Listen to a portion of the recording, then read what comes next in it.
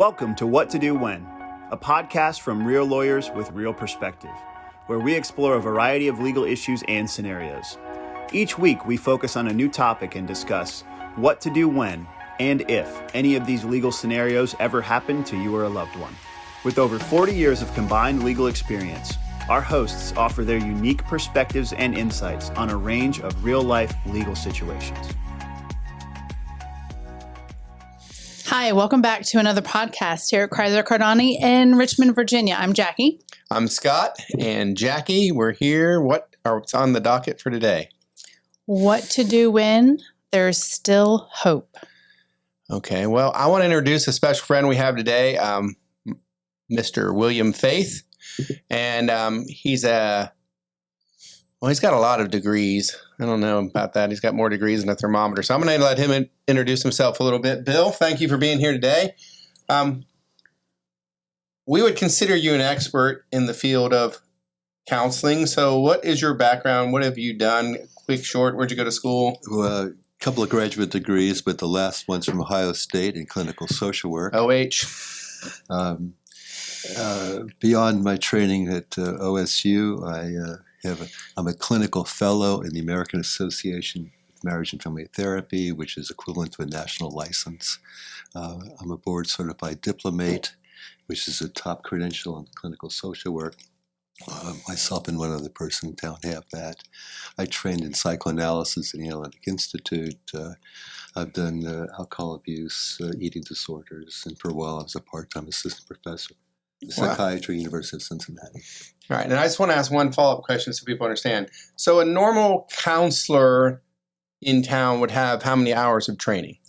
Well, initially, to get licensed, it's about 3,000 hours. Okay, so that's the floor. Where are you at in that floor? Well, when I got board certified, I was probably 6,000 hours. And today, probably 70,000 hours of clinical work. Okay. Been doing it for 42 years. Only 42? Yeah, only 42. I thought you were like fifth. Forget that. I won't say that. Anyways, we're going to move on. So today what we wanted to talk about is when there's still light. And what do we mean by that, Jackie?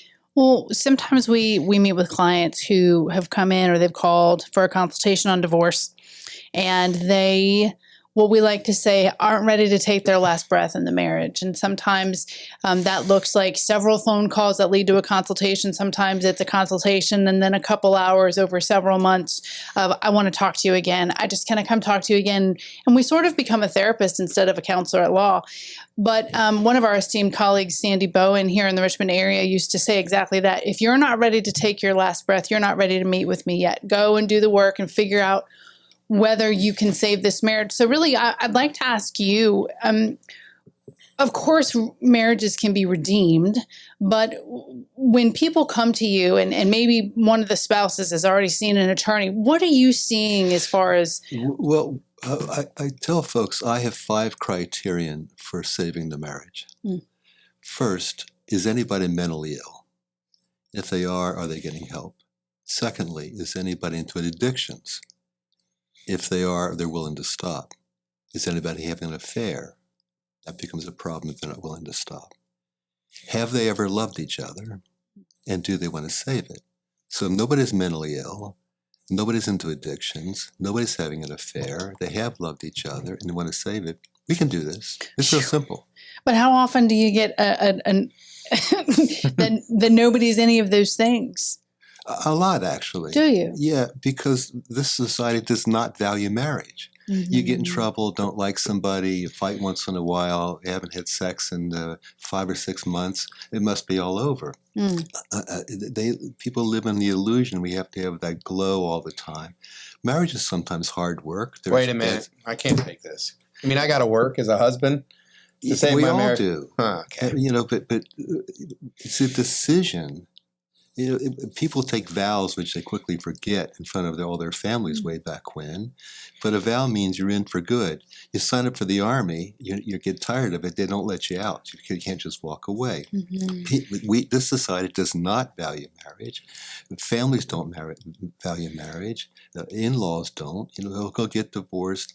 And nobody thinks about the consequences. What happens when you do? What happens to the kids? Your finances. Sometimes I tell people, you're going to split everything in half, and lawyers want at least 10% of that, maybe 20. This is, and the law doesn't respect anything. You know, it's throw it over the hill. You'll pay a huge price. It's cheaper to save it. And so when you do see mental illness or addiction or someone's having an affair, recognizing that at one time they did love each other and maybe they want to save it, really the work is whether they're going to stop the affair, get help with the addiction, or get help with their mental issues. Well, sometimes people into affairs, it's too late because they're already there. I ask 3 questions. Why are you here?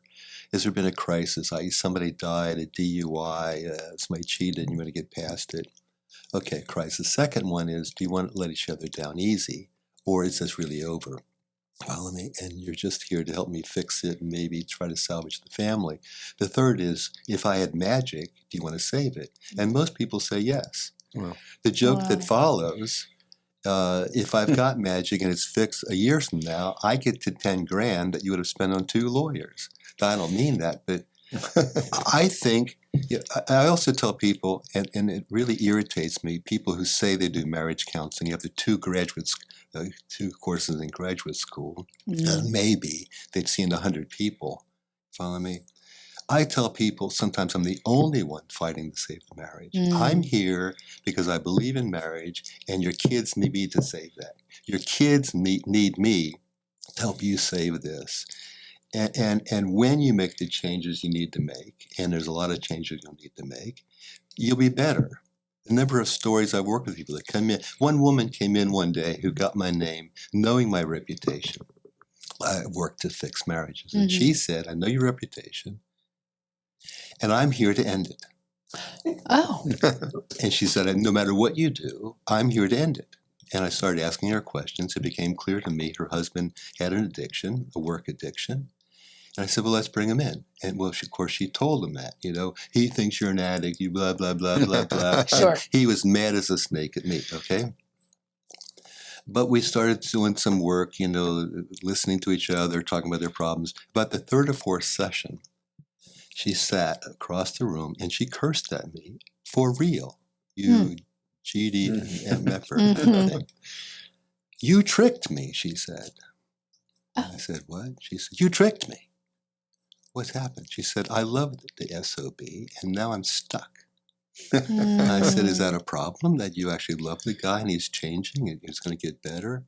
She said, I didn't come for that. I said, well, too bad. I'm so sorry. No refunds. No refunds. But, it bothers me that people, what I know of people who do marriage counseling, they're not biased to save it. Well, you don't like each other so much, These women, forgive me, therapists who are roughly 50 years old who are doing therapy for women in transition. You follow me? Yeah. And who say, well, you're unhappy, you need to trade them in, blah, blah, blah.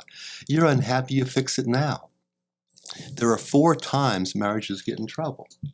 The first is it never should have gotten married, right? The first 2 years, it was bogus in Las Vegas, whatever it was. The second time is statistically the 7th year, when people who love each other, clearly love each other, cannot problem solve. They're fussing over money or sex or in-laws or Christmas or whatever it is. The 7-year itch. It's real. It's statistically real. Yeah. Right? Now, it could be 4, it could be not, but it's in that range when young people who did in fact love each other are stuck, and nobody taught them what to do.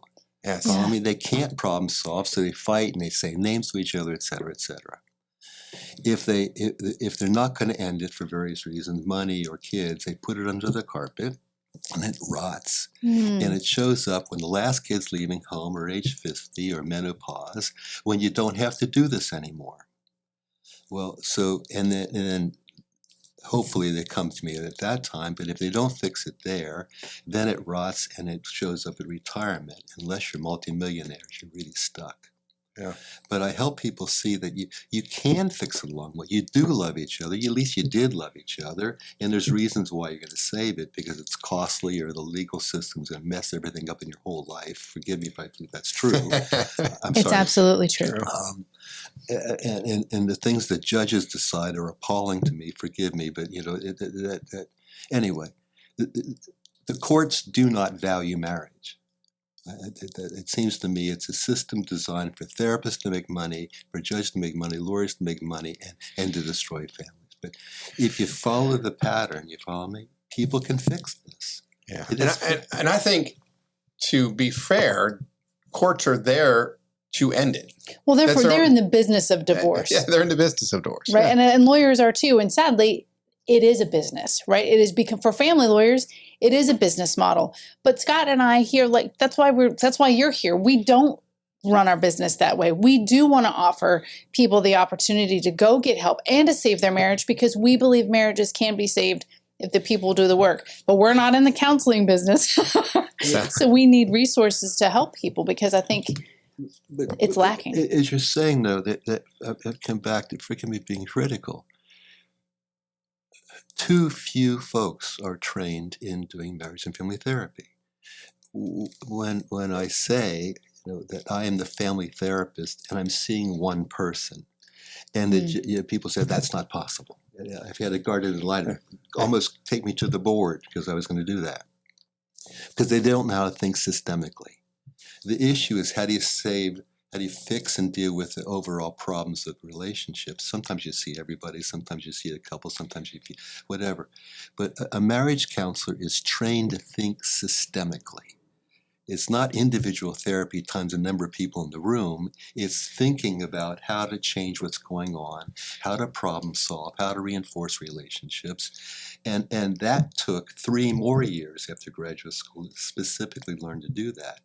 200 hours of therapy, the training that I had to get from an expert approved by them to even get there. Follow me? That's different from licensing and all that kind of stuff. So to say I'm a clinical fellow in the American Association of Marriage and Family Therapy, they're the national credential. The clinical fellow is the top membership there, which means that I'm qualified actually to teach other people how to do this. But people aren't trained how to do this. Not trained. They sit around and they do a lot of it. I'll listen to you, you listen to me, but they're not. There's no research behind that backing up what they're doing. People just learn to talk better, and in 6 months we know that nothing changes, and they're all still in trouble. Bill, what do you say to someone, whether it's either spouse that comes to you and says, "I can't get my husband or wife to come see you. I can't. They're just not going to engage in the therapeutic process, and I think they're the ones with the problem." That's a great question, and that happens regularly. And for the sake of discussion, let's say that's true. Okay. Then vicariously, if I can use that word, I work with a person, how you, the person coming to me, can be different in reference to your spouse, and show them that you're listening better or responding better and doing things different. And hopefully that person will wake up, because the person's seeing me and nobody's innocent. Right. Wait a minute. Go ahead. But to work with a person who came to me, for instance, their spouse has an addiction issue. Okay, start going Al-Anon. Start approaching your husband differently. Say something differently. Strategies to influence their spouse to recognize things can be different, and it is worth saving, and the kids matter. You follow me? But you can't. It's harder with one person, but it's possible. And that's what I was going to follow up with. What I see a lot in practice in my nearly 25 years. I mean, seriously, compared to what you have, that's a chip. And I realize that. But what I see a lot of is 2 things. One is where I see a counselor engage, say with Jackie, they take everything Jackie says as absolute fact and counsel from that perspective. And like you were saying, there's no systemic whole, realizing that Jackie may be the problem or not the problem, or at least half the problem, or a quarter of the problem, or some quarter of the problem. And I feel like that always dead ends into the same place. They just spent whatever on a counselor for 3 years, but we're still back at my table because we didn't look at it we didn't look at the whole thing. We didn't look at what's Jack? And I think you sort of answered that, but I just see that as a continual problem. I feel like no matter what we're in, it seems like the first one who gets to the counselor first, that's the truth we're working with. Right. And that, to me, is not effective, but I could be wrong. But you're making another point. All kinds of biases I have, forgive me, but I try to tell folks in the beginning that I work hard to be neutral. I'm not here to take anybody's side. And unfortunately, I've worked in 3 different states, people who bring great therapists who bring great biases, and the other person knows it. Forgive me, more often than not, guys feel picked on in that office. Mm-hmm. It's not fair, and they're not going to stay. I don't want to be anybody's advocate. I'm the kid's advocate. I'm not husband or wife. I'm fighting for your blessed kids. And if you don't have kids, I'm fighting for your retirement accounts. You follow me? That this is stupid to go throwing this over the hill just because you don't like each other today. Yeah. And that's, I agree. And the other thing I bring is I tell people I'm blunt. I'm a northerner, even though I grew up partly in St. Petersburg, Florida. And as a northerner, I'm going to tell you what I think. I'm going to be plain spoken. This is what I think, and this is the mistake you're making. If you don't like it, the door's not locked to get out of here.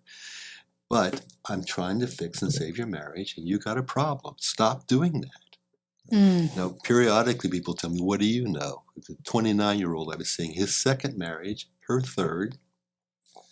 Wow. And he's sitting in my office. He graduated, by the way, from VCU with a 2.00001 GPA. He sits and tells me, he's 29. At that point, I had 30 years, 35 years experience.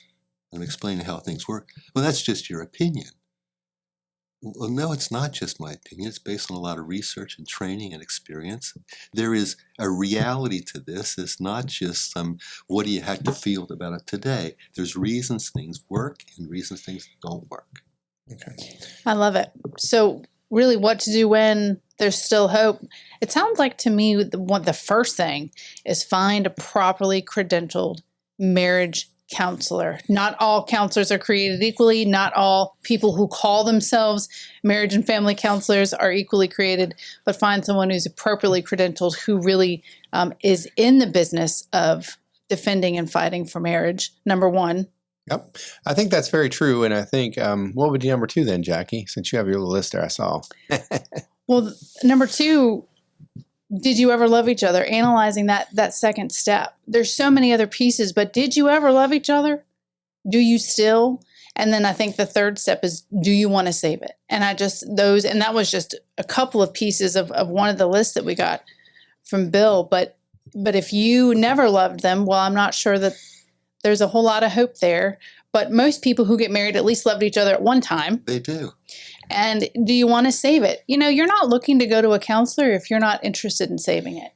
But folks say, well, I like you, but I don't love you. Or I'm in love with you. I love you, but I'm not in love with you. And I come back and say, get over yourself.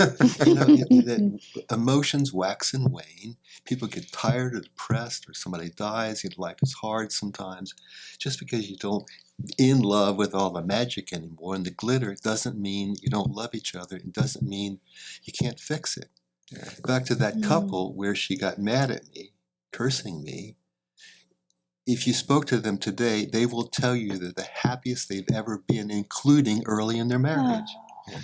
Because they acquired a skill set that this society does not teach. If you like what you've heard today, we're doing a mini-series here with Bill Faith. Look forward to another couple episodes in this mini-series, and we're excited to have him. So we're gonna keep him going for the next few podcasts. If you have questions or comments, we'd love to hear from you at info@cclawva.com.